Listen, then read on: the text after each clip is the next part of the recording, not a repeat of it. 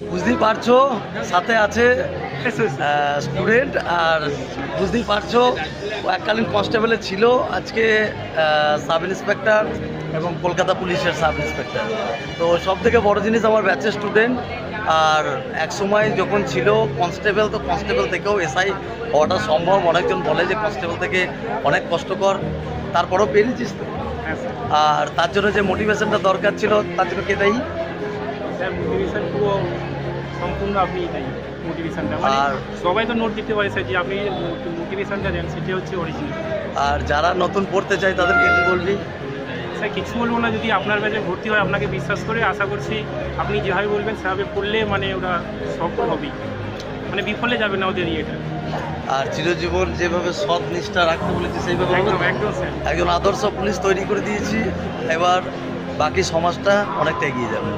জয় হিন্দ, বন্দে মাতরম। বাকিটা কি? জয় মা কালী। জয় মা কালী।